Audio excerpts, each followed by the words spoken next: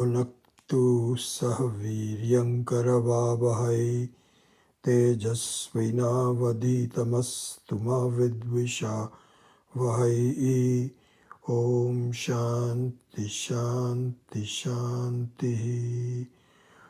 ॐ विश्वं दर्पणदृश्यमाननगरी तुल्यं निजान्तर्गतम् पश्यन् आत्मनि मायया बहिरिवोद्भूतं यथा निद्रया यत्साक्षात् कुरुते प्रबोधसमये स्वात्मानमेवाद्वयम् तस्मै श्रीगुरुमूर्तये नमः। इदं श्रीदक्षिणामूर्तये।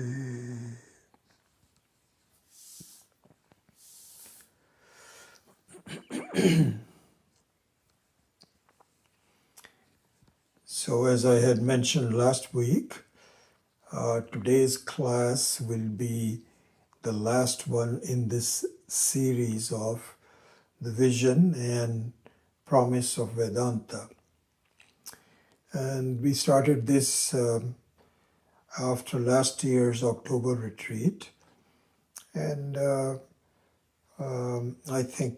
I feel that in terms of its coverage and somewhat of a complete nature, it is time to conclude that.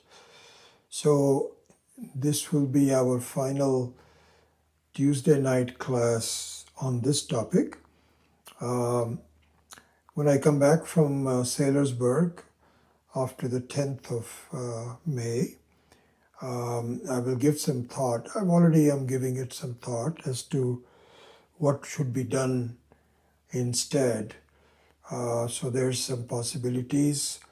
We can either continue on a Tuesday night with a different topic, or actually not have it on a fixed time,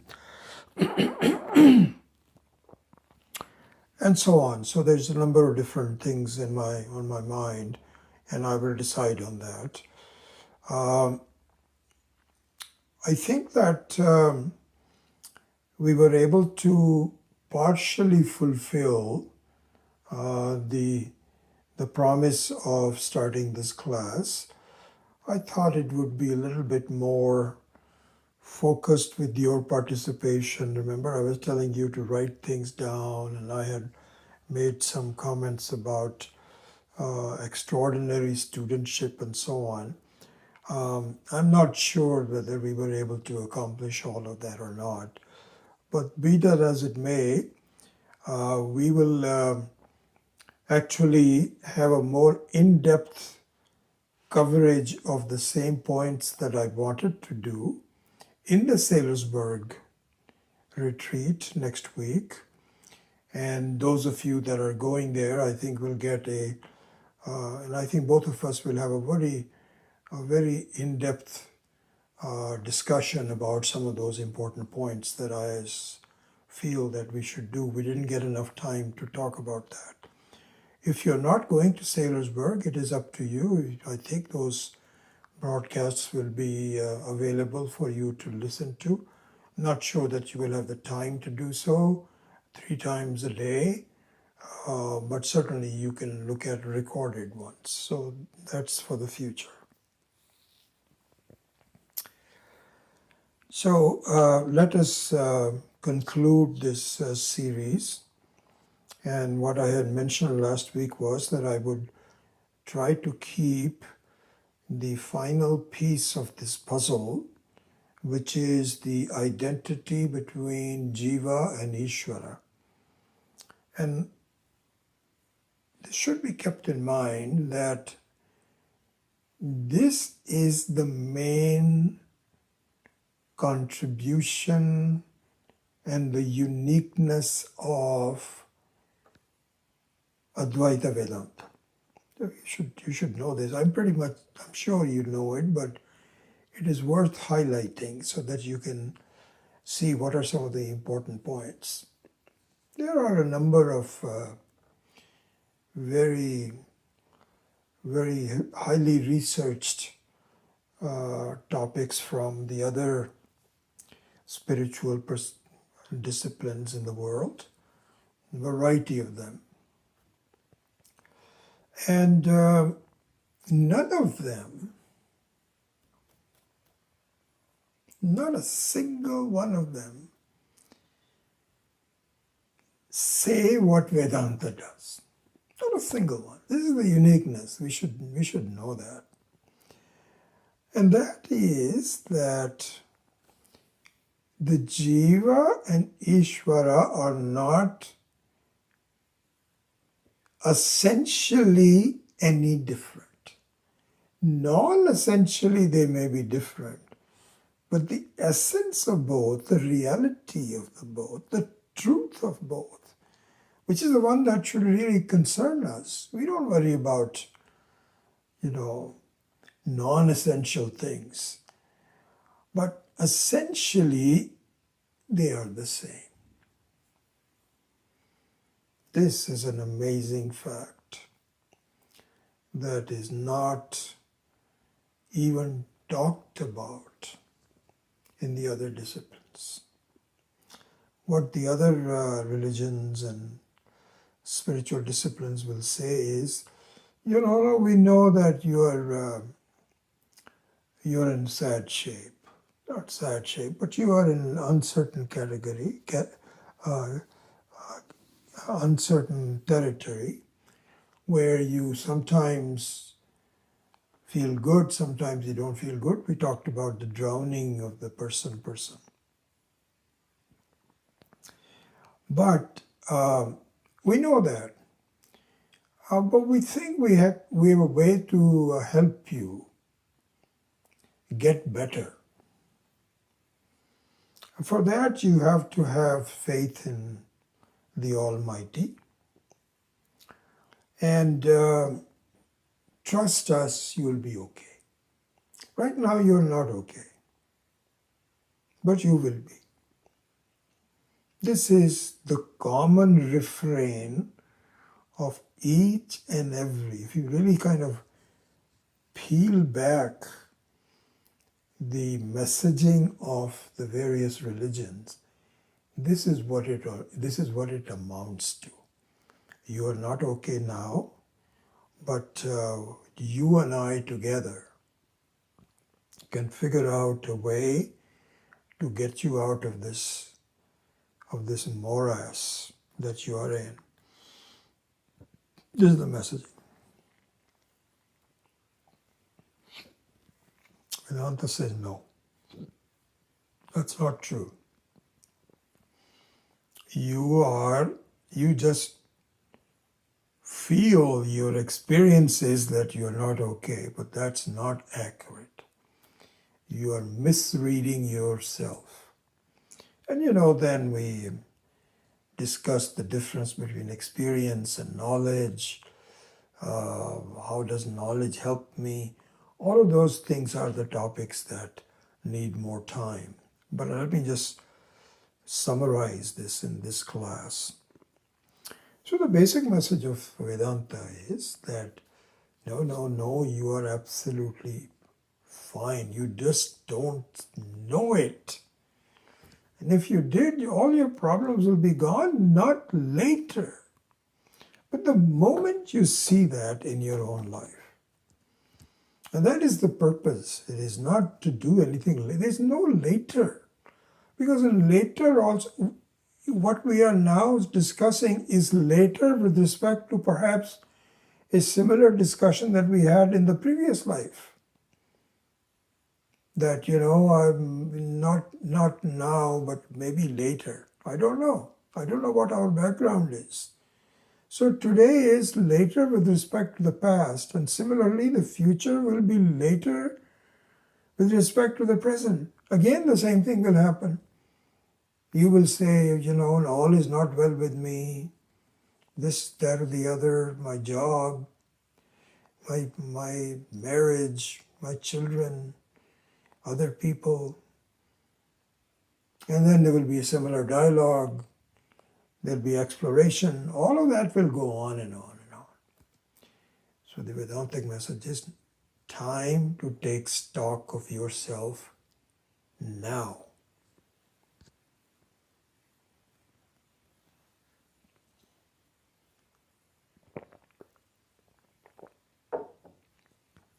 Okay, so we said, okay, I'm listening. All right, what do I do? Tell me everything about it. So we say, okay, let's start. Let's have a start. Let's look at facts. Everything is based on facts. Let's not try to theorize and not do projections of the future and this, that, or the other. What are the facts today? Let's start with that. Fact means one that I know. Because knowledge means you know something. That you are a man or a woman is knowledge. It is not philosophy. That I am one gender is not a philosophy, it's a knowledge.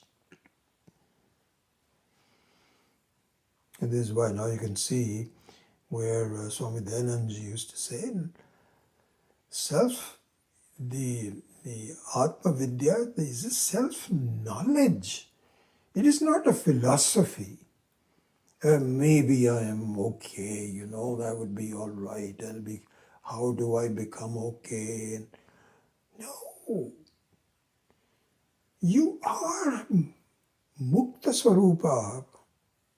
This is a knowledge. It's not kalpana. It's not some imagination. So let's start with facts. What is it that you know? Let's start with that, okay? This is what Vedanta says. Okay. There are three things that I know for a fact. Like, if you say that, supposing I'm acting in a play and I'm acting as in a kind of like a woman's, clothing. And there may be some people who would say, I'm not sure whether it's a man or a woman. And if I hear that, then I said, it's interesting that they don't know me. I know I'm a man. So this is the fact. So about me, there are three facts that I know. What are they? Number one, that I am.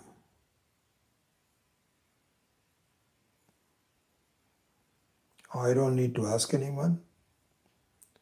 I don't need any proof. Just like I am a man, I know myself. I don't need someone to verify it. This is what happens. You fill out a form and they'll say, state your name. And even names now are interchangeable. It can be man or a woman. Vijay could be a name of a woman or a man. But you have to fill out a form, and then there's which says M for male and F for female. So you have to cross one of them. So they want to know who you are. Are you a male or a female? So similarly, I am. Nobody will send you a questionnaire and say, are you? Question mark. That's it. Or are you or are you not? We don't have any question papers like that. So one of the facts is three facts. Let's move forward. I'm going to go a little faster. Three facts. I am. I'm not saying what I am, but the fact that I am is knowledge. Self-knowledge. This is self-knowledge. I don't need to tell anybody else. It's Swata Siddha. I don't have to ask anyone. I am. The second thing is, I know that I am.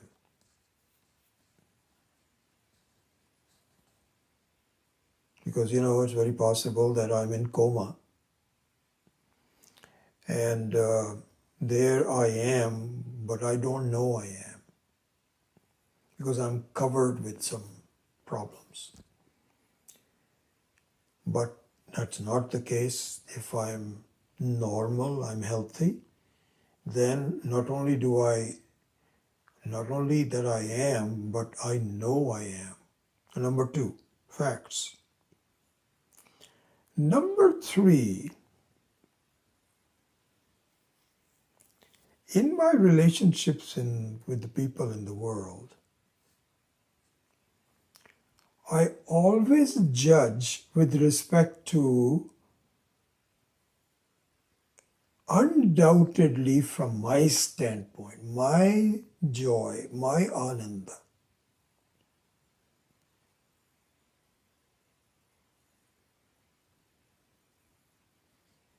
So even a selfless act is for my own sake. Like, in this Pahalgam tragedy, there was this guy who was a person who was carrying people back and forth and so on. And he was Muslim, and everybody knew that he was Muslim. So he actually sacrificed his life by trying to grab the rifle of one of the terrorists. So one can say, this is a selfless act. It violates what you are saying, that everything is with respect to my own well-being, my own happiness. But even in his case, he said, this is not right. This is not me. How can anyone kill people? And if I can, this is my own sake. I cannot live. It's better to die than to be violating my basic principle that I am. I am decent. I am lovable. And I judge people based on that fact. I don't like somebody if they doubt that about me. And I like somebody if they agree with me. So look at this. If I also had doubts about myself, then I would start liking people that hate me. But that's not the case. My reference point is not thoughtfully, but naturally known to me. This is called Ananda Swarupa, Ananda Aspadam, as it is said.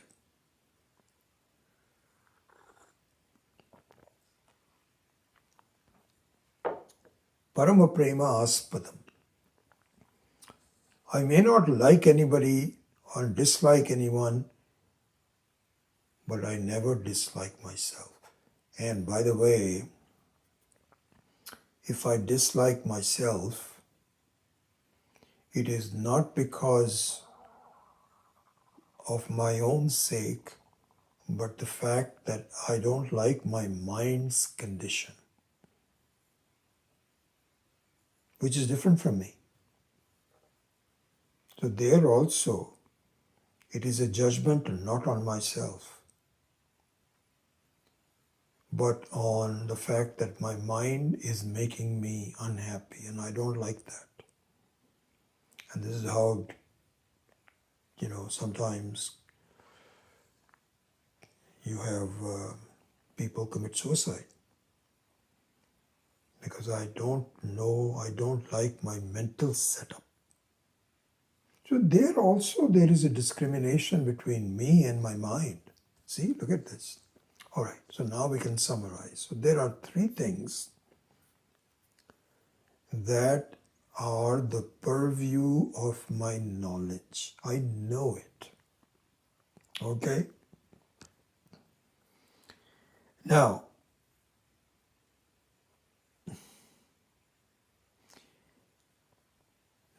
we separate facts from projections. So far, these three things I know. I don't need to have anybody tell me. The fact that I am, I see that I am, and that I'm Ananda Swarupa. From this point on, everything else is kalpana, is a projection. It is an inference. What is an inference? What is a kalpana? What is a projection? This we have to now see. And that is that my isness, my knowingness, and my ananda will come to an end one day.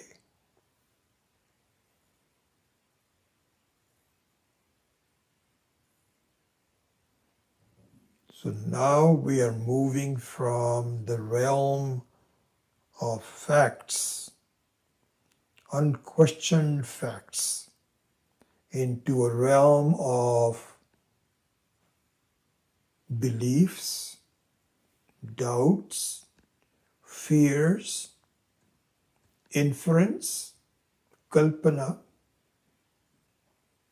projections.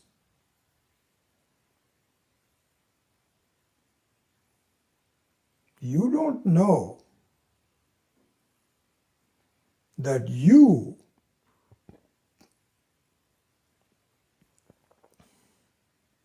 don't know that you will die. And you can say, no, of course, what do you mean?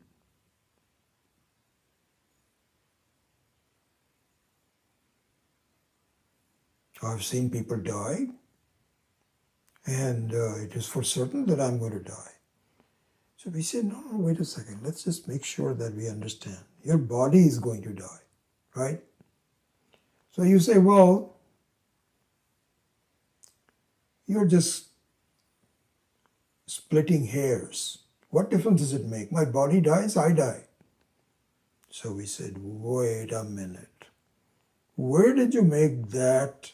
Is that a fact? Do you know that for a fact? No, I don't know that for a fact, but people tell me that. That is the evidence, and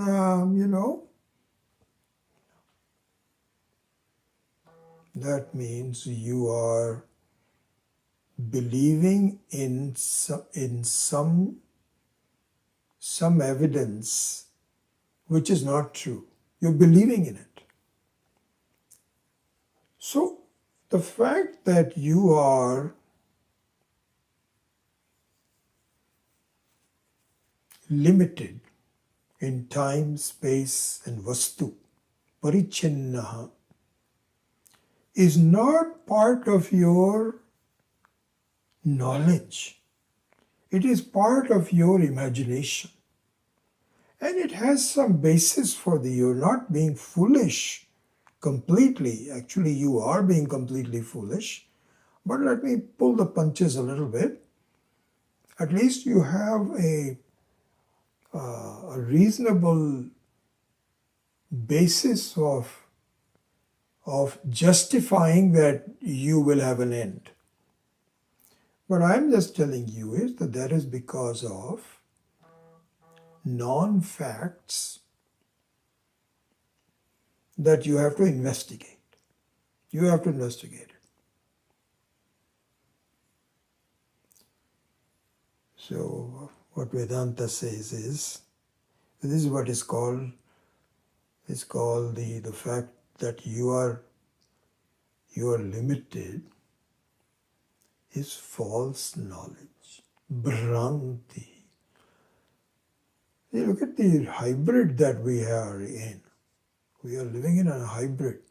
Hybrid meaning that we are mixing up the truth and some imagination. We're mixing them up. Oh, they're all the same. They're not the same. It's just like, knowing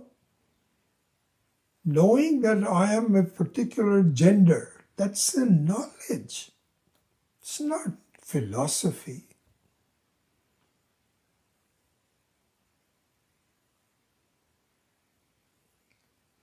It's interesting, going back to, now you can see the clarity in Swami Dayananji's choice of words and so on. When he said that this is knowledge, what he could also say is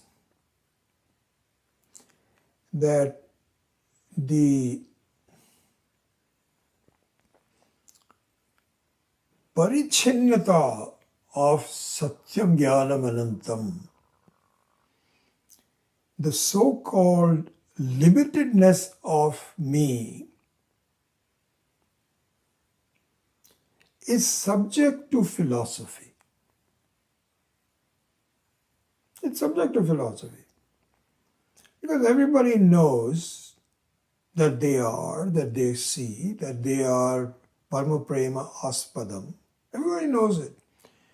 Whether you are belonging to any religion or caste or ethnic group or anything. So the only difference is whether it comes to an end and how it comes to an end. There can be differences. So you can philosophize on that. So it's a hybrid. You can't throw the baby out with the bathwater.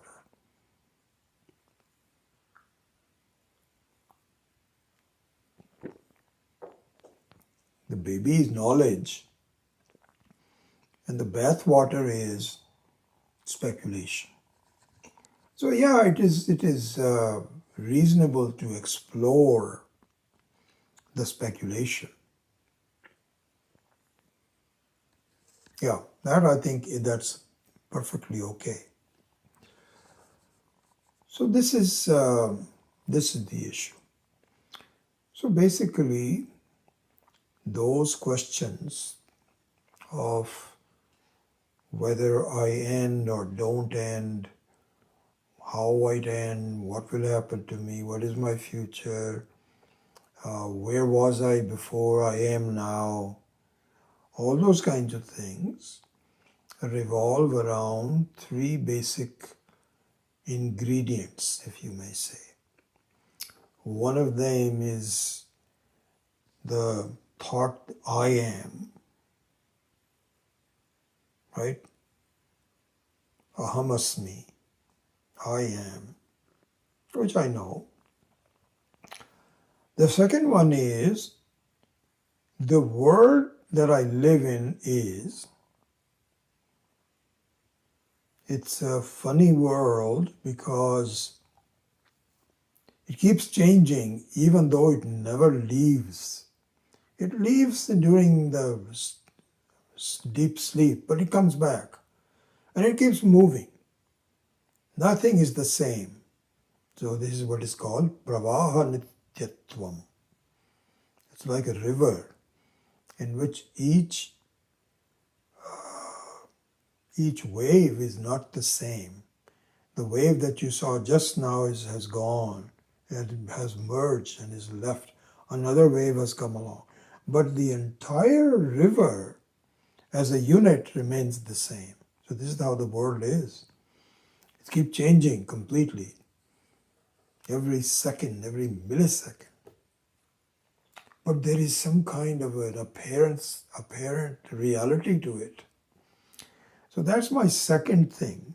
So it's me, and then this interesting creation, if you can call it interesting, sometimes tragic, sometimes comedic, and generally threatening. this creation, this Jagat. So the word Jagat, as you know very well, interesting. All these Sanskrit words are very worth. That's why Sanskrit as a language is worth studying, because it has a lot of meaning embedded in the words themselves. They're not casual. Jagat means Jayate Gacchati iti. Jagat. It takes the first letter of Jayate and then Gacchati. Ga. Ja, ga. That means as soon as it is born, it is gone. Born, gone is Jagat. So this is the second entity. Me, the Jagat. And then it is a very natural thing for me to see that seems to have some kind of an order, some system. Who is responsible for it? Ishvara, you can call it Ishvara. And Ishvara, of course, seems to be very powerful, seems to know everything, Sarvagya, Sarvashaktiman, and also must be Purna. Purna means that it doesn't lack anything. It's very possible that we may define Ishvara that Ishvara also is lacking. It's also hungry. It doesn't make any sense. Even from a definitional standpoint, we have to assume, everybody, not just Hindus, but everyone, that Ishvara is Purna. But then the question is, if it is Purna, Purna means full, lacking nothing. Where is it, that person? So 2 out of the 3 are very visible. The third one is invisible. I am visible. The Jagat is visible, tangible. But Ishvara, who must be there because it is not all random. There is in fact a lot of order. Sometimes it looks like it is random. Somebody elected who creates such havoc, you feel there's no system. How did it happen? But there must be some system somewhere. I mean, forget about the electability, but the most interesting thing is that there is a lot of predictability in the world, that the water freezes at a certain temperature, it evaporates at a certain temperature, fixed, from day one. It's not as though, 2,000 years ago, water was different. Everything follows a certain order. So the question is, what is going on? These are the 3 factors. Aham, Jagat and Ishvara. Okay. So now we can narrow it down.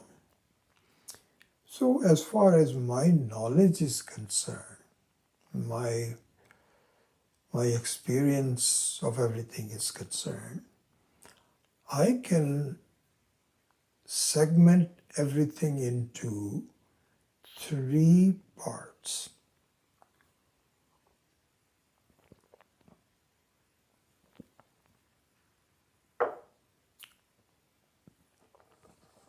Three parts. One is pratyaksha. Pratyaksha means one which can be ascertained with the help of sense organs. Touch, sound, taste, etc. This is called pratyaksha. Something which is in front of me. I don't have to imagine. I can feel it. I can, to the extent that all my sense organs are working. My eyes are not blind. My ears are also there. I can see the whole world. This is called pratyaksha. The second one is paroksha. So paroksha means away from the sense organs, somewhere. It may be there, it may not be there. Even if it is there, I don't see it right now. This is called paroksha. Okay, so you have pratyaksha, you have paroksha. What about yourself? Where would you put your own self? Well, is it pratyaksha? No, I don't see myself as through my sense organs, but I am there as a person who has the sense organs. I am not seeing things with a flashlight. I am the very flashlight itself. So you cannot call it pratyaksha, right? Because that's only what is visible to you. You cannot call it paroksha. Because you can never be paroksha.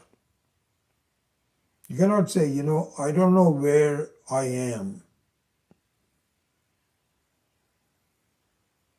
Doesn't make any sense. So I can never be paroksha. I can never be a pratyaksha.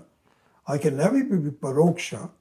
So there's only one thing that we can say is that aham aparoksha, sada aparoksha, always aparoksha, which is truth. The aham is aparoksha eva. It is only aparoksha. It is never pratyaksha. It is never paroksha. Always aparoksha.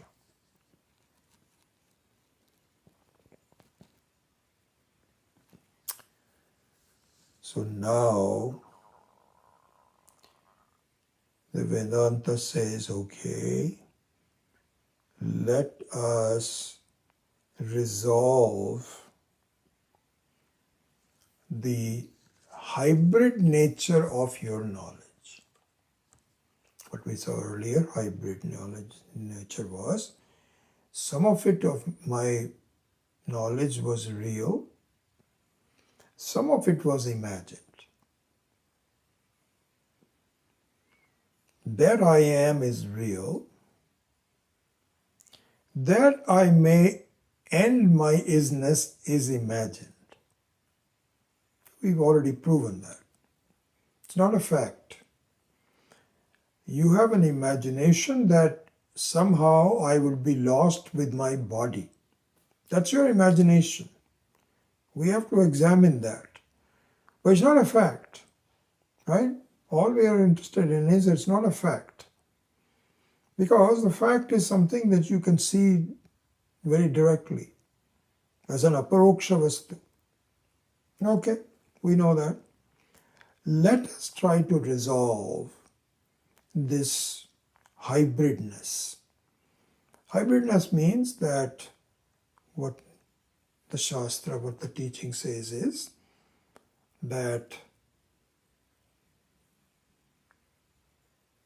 your sat, your that you are, that you see that you are, and that you are Ananda Swarupa is a truth. What you sense already is absolutely correct. And what you sense to be in imagination is a notion which is not correct.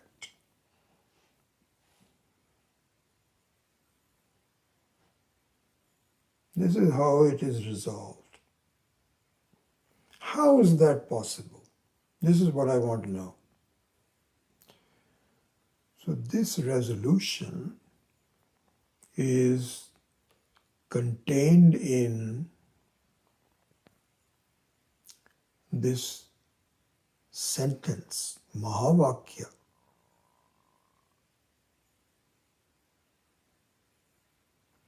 To see how that works, let us see what happens if I have something around me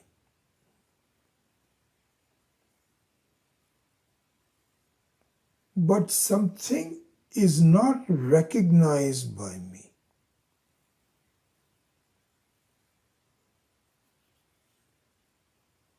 Something is around me, but I don't have a recognition. So the example, very nice example by Swami Akhandananda, just wonderful. What he said is that suppose you say in Hindi,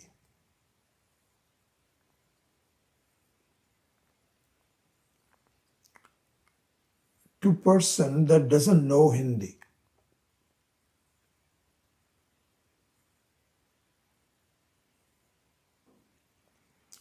and you tell that person,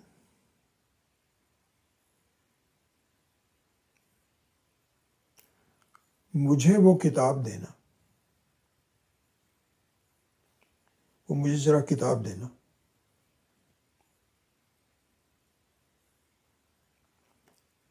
And there's a person who is looking at you and you are asking him, जरा मुझे किताब देना. He will not do anything. He will say, what?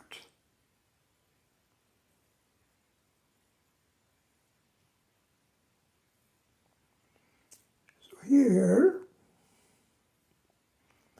both the word kitab, pustaka, kitab is a Urdu word, pustaka is a Sanskrit word, so I should use pustaka. Pustaka is, or in Hindi called pustak. The akara at the end is taken away, which is very strange. I don't know how that does. But in Hindi it becomes, मुझे ये पुस्तक देना. So, this person doesn't know the meaning of the word. And furthermore, he doesn't know the meaning of the sentence.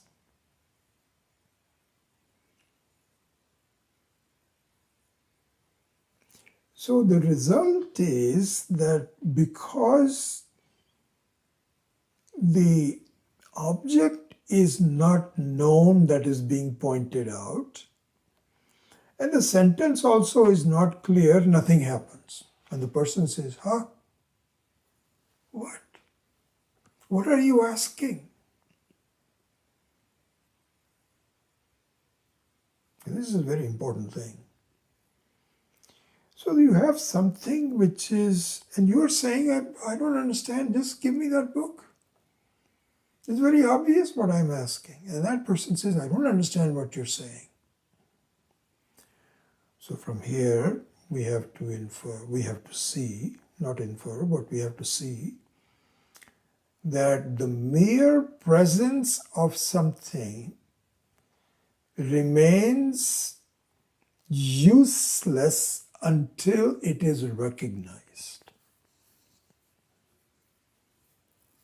This is what we have to see. Just because there is a thing which is close to you doesn't really mean anything until it is pointed out by a person who can help me recognize what that thing is.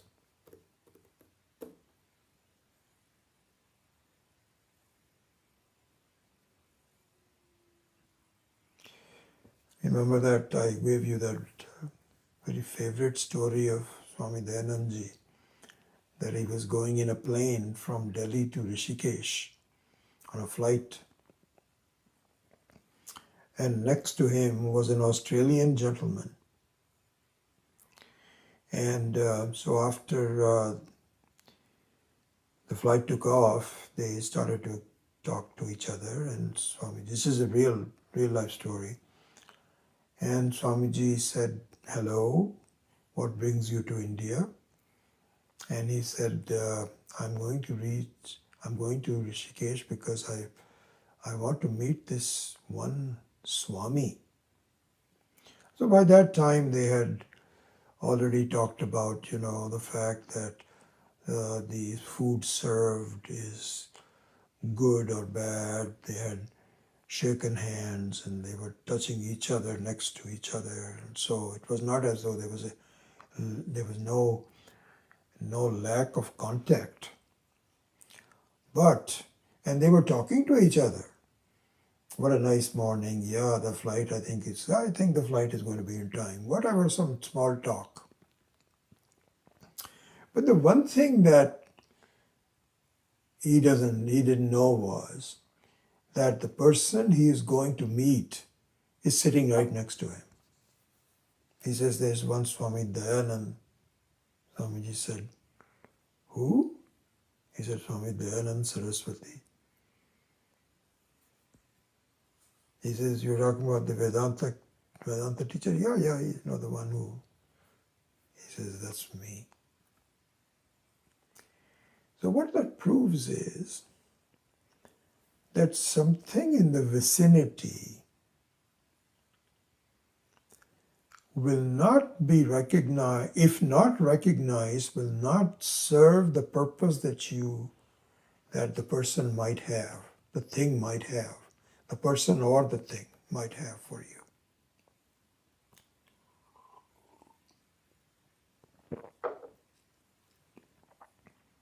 This is the situation with the Atma.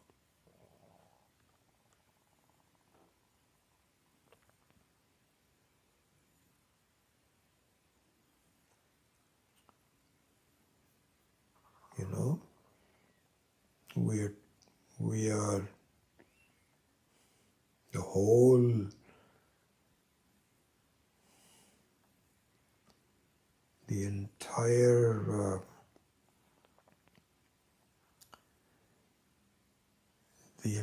life now is, as you know, for us, we are trying to find the self, the Atma, who I am, what's going on, what's my future, etc., etc. And we are dedicated to doing that. And this Atma, the self, can it ever be away from you? This is my question.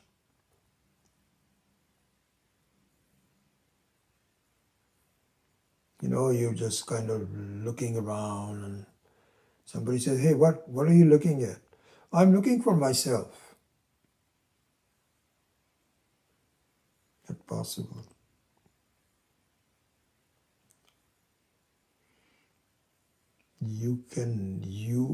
Before you do anything, you are there. You are always there. You have been there every second of your life.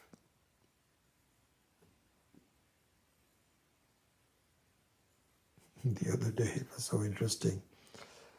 So my grandson, Arjun, who just turned 2 years, and as a result of his 2 years, he was transferred to a new classroom. And so my son and my daughter-in-law both were somewhat apprehensive. How is he going to take it? He's been very familiar with the teachers of this whole classroom, but this is the rule that after 2, you have to go to a different section. Teachers are different, what the subjects talked are a little bit more mature.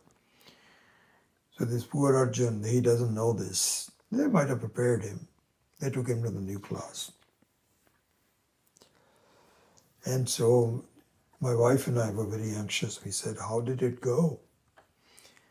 So Manoj called us this later on, my son, and said, didn't go well at all. Why? What happened? He was taken to this new class room, and he didn't know anybody. He didn't know the teacher, he didn't know anybody else. And his parents finally said, okay, bye-bye. And he couldn't take it. He burst out crying and just clung to the parents and said, you're not leaving me.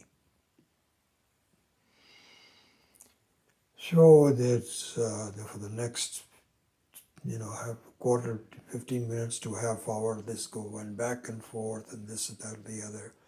So they had to leave. And so they asked the teacher, they said, yeah, the first hour or two was very tough. But then he settled down. Next day was pretty much the same thing. So the reason I'm mentioning it is because when my son was telling me this, I am telling you, my memory of the same thing happening to me, perhaps I was a little older, maybe I was 3, not 2, is as vivid in my mind, more vivid than what I ate for food yesterday. It had an indelible experience. The teacher, I tell you, I'm not kidding, even the smell of the classroom, I can imagine that. And my feeling of abandonment. My mother just left me and went away, not knowing anything. And the other kids making fun of me, saying, oh, he's crying. What's wrong with him? That scene will not leave me. I can go back to it. I mean, it would leave me if I don't normally think about it. But when this happened, I said, oh my gosh. And you know what? That was more than 80 years old, 80 years ago. So me, I was there all my life. Me, I. So I is not missing, but misidentified.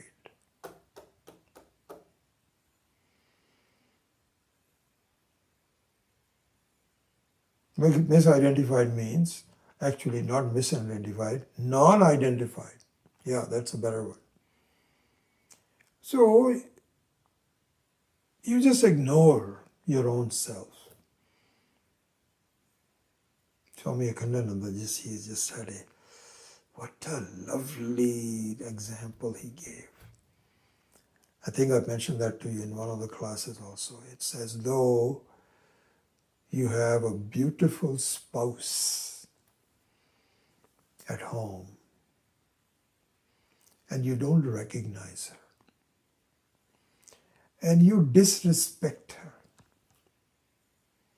You may sort of casually understand, but you don't know how devoted she is or he is, and how good that person is to you. And you leave that person and you're wandering around mixing with strange people while that person is waiting. Swamiji says, you know something? If you really think about it, there cannot be a greater stupidity in our life. You ignore Paramananda.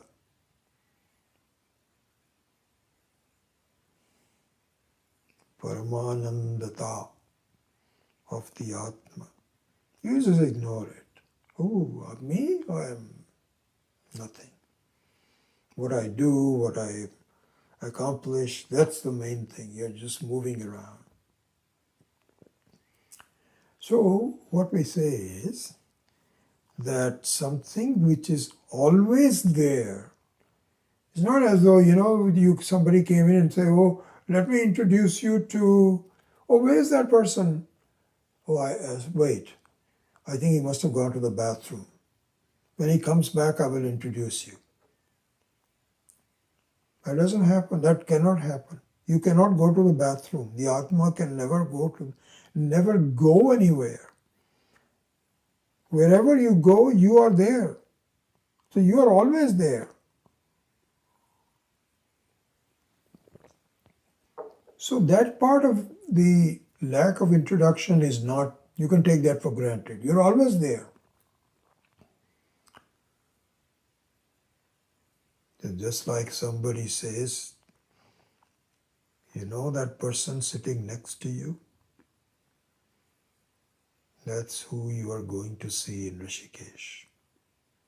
You are seeing him right now. Then you can say, oh my God, I can't believe it.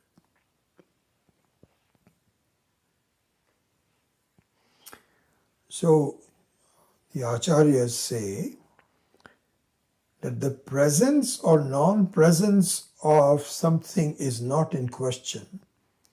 It is an introduction, an identification.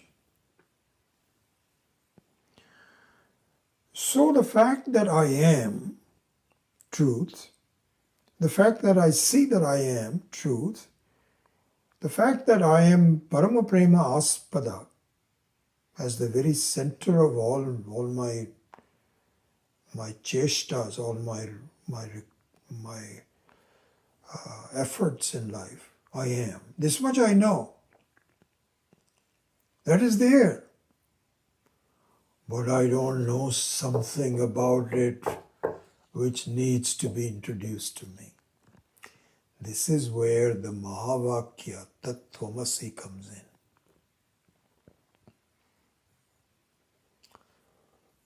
And what it says is that indeed is you.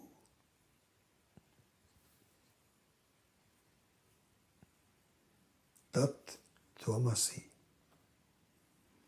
Not that can be you, not that you can be that, but it is.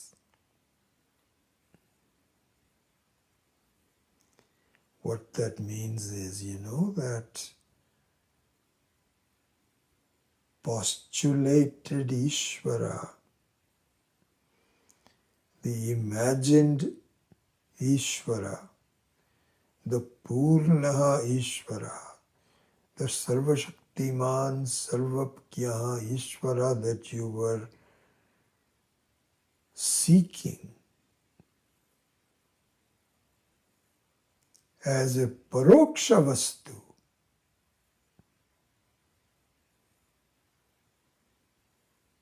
is actually you, the aparoksha Atma.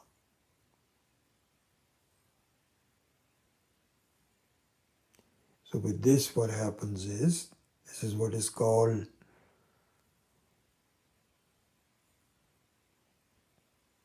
Bhagatyaga Lakshana. In Bhagatyaga Lakshana,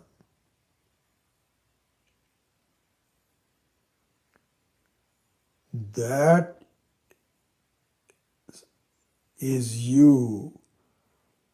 The remoteness of that is removed. It is no longer paroksha.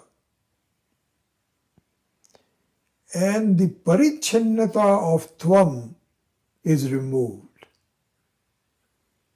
So just like saying, Soyam Devadattaha, that the Devadatta that the person that you see, Ayam, is that Devadatta of the old days. So in that you have what is called Bhagatyaga Lakshana. So that Devadatta, who used to be a youngster, that 3-year-old that was left for the first day in the school is the same as this person who is now more than 80 years of age. So you remove the age, but the person remains the same. Similarly, it says Tat Tvamasi. So the Tat means that it is not remote. That is just an imagination. No one has told you that. And the Tvam, you, who is a fact of Satyam Jnanam Anantam, isness and knowingness and anandanas, anantata, will always be like that. Because that who is Purna and you who thinks he is Apurna are one and the same. There cannot be Purnatvam without you. You are the Purna.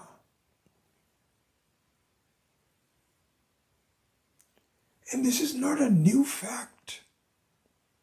All it is that the notional limitedness is not true. That's what it is. So Vedanta basically says it's not as though you are going to get free. You have always been the same. You just didn't know it. Your presence was never recognized by you. I am now telling you that all the changes, the problems, and so on, are not you. Because you're always including them in your own definition. Not true. You are. In fact, you are no less than. You are the very Paramatma. There's only one Chaitanya Vastu, I. The Chaitanya Vastu of the Paramatma and the Chaitanya Vastu of you, the Jiva, is the same. They're not too similar. They're not two. They are the same.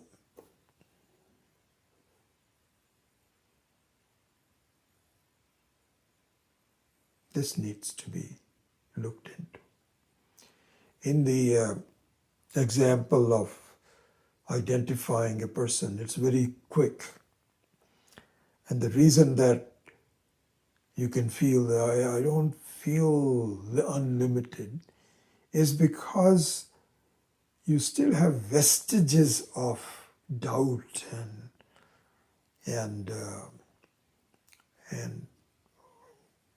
kind of like layers and layers of dirt that are just, but it's a fact. And so if you just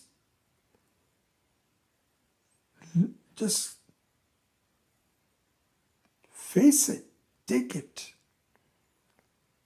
and to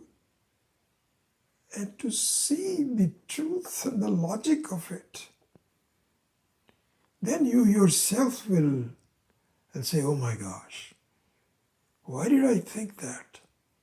There's no basis for it.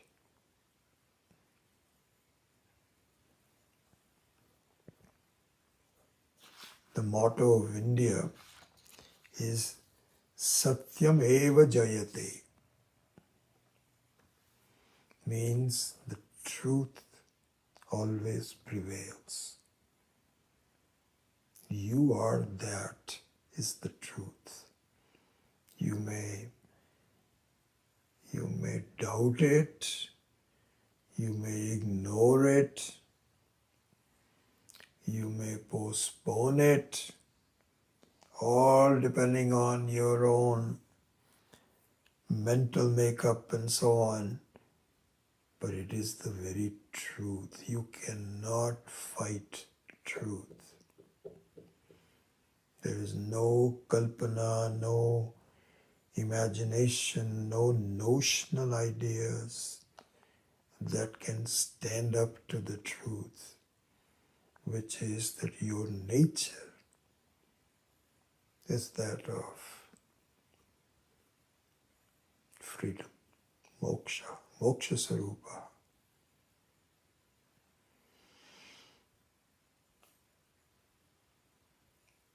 So that is the vision, that is the promise of Vedanta. So with that, we'll wrap up this short segment of 27 classes, and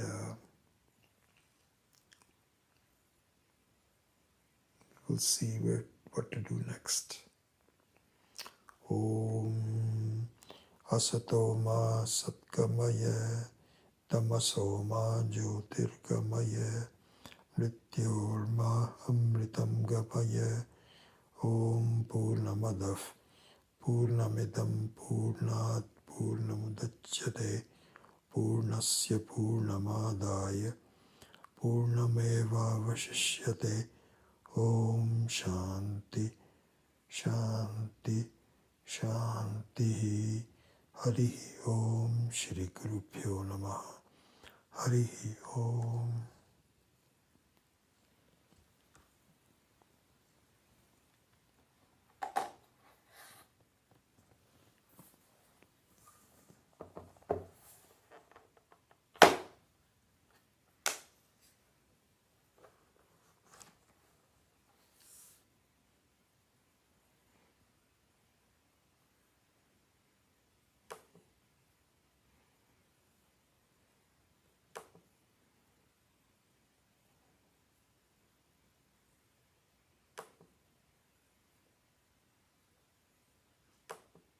Stand up to the truth.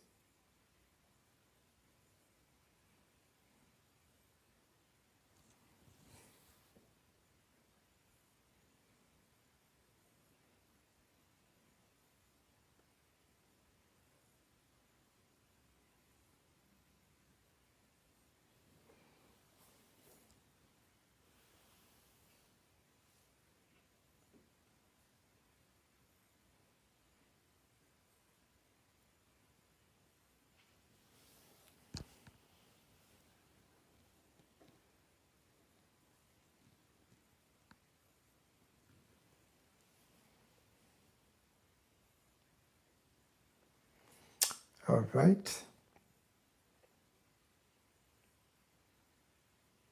Okay. Hari Om.